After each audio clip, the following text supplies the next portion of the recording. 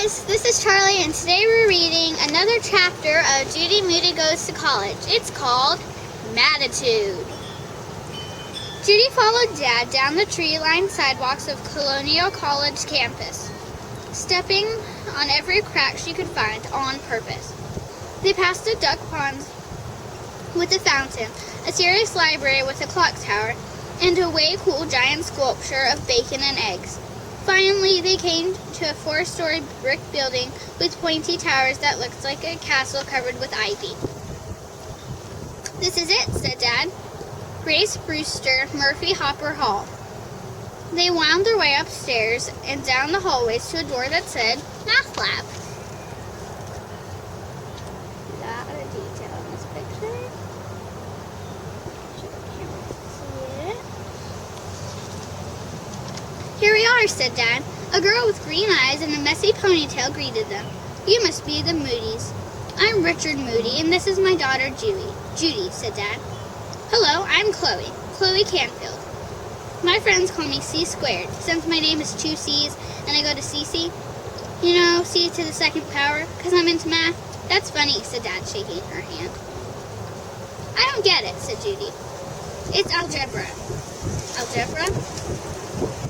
Chloe said. "I don't know how to pronounce that word. Hopefully I got it right."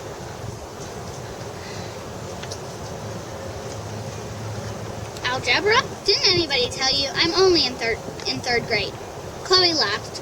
"It just means when you multiply something by itself, you say it's squared, or to the second power."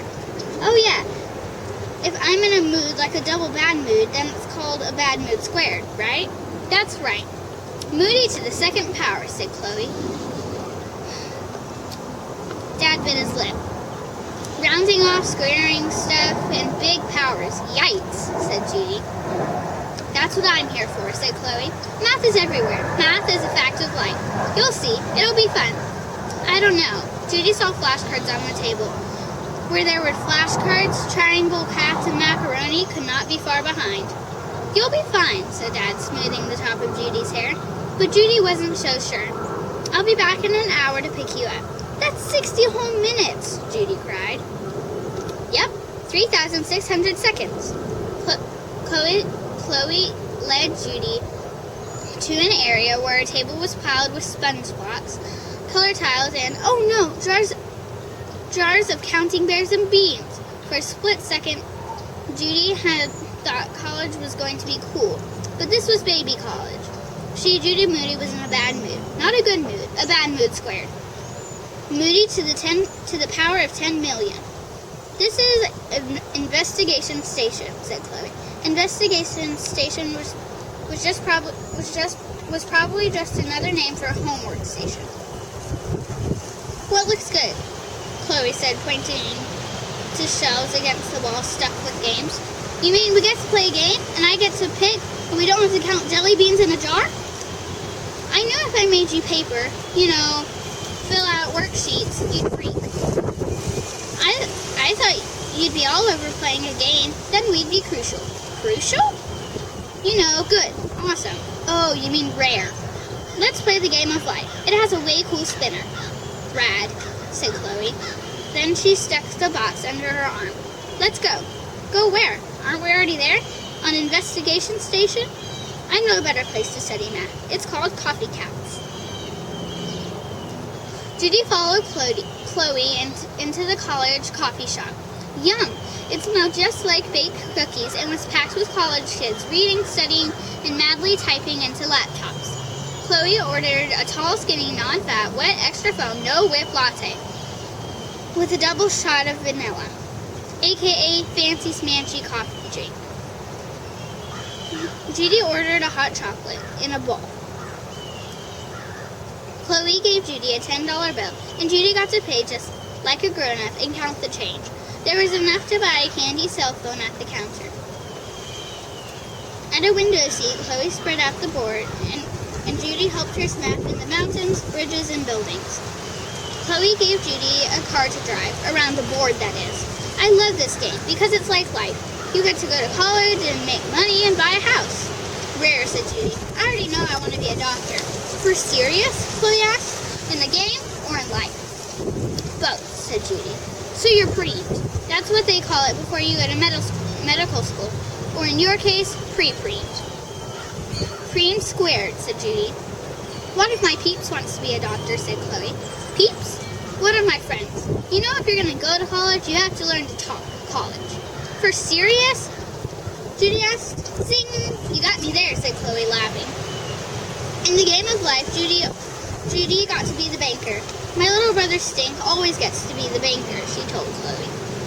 She, Judy Moody, not Stink, was in charge of piles and piles of money and got to dish out the big bucks. And Chloe let her be a doctor, even though it was against the rules to peek at the career cards.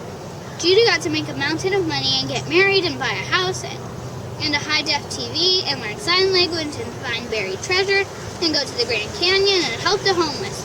And not once did a tree fall on her, not even a midlife crisis.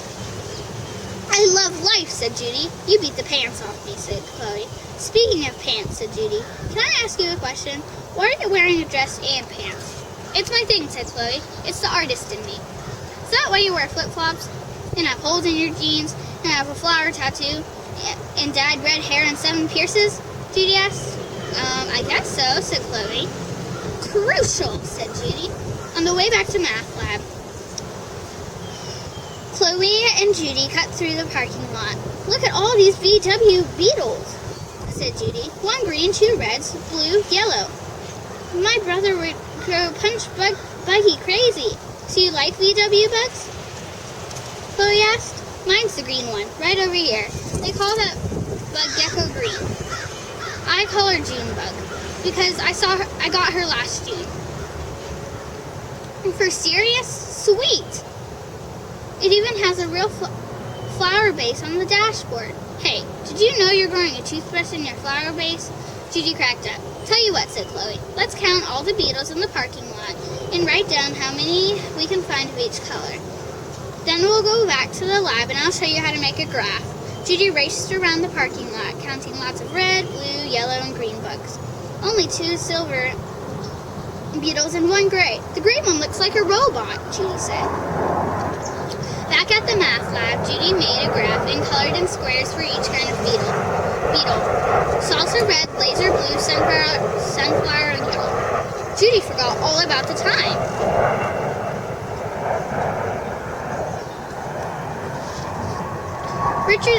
Richard's here, said Chloe, nodding toward the door. Who's Richard? Judy looked up and saw her dad standing in the doorway. Is an hour up already? She said. You were only gone for like a giga flip-flop second. Can't you stay away a little longer? Having fun with math, huh? I'm learning to make a graph, and when we're done, Chloe says I can hang it on the wall. It'll be a graffiti. Okay, guys, that's it. The next chapter is called A New Attitude. I really do hope you guys liked it. Like, subscribe, and click the bell. Keep reading, keep dreaming. And then I'll see you guys in the next video.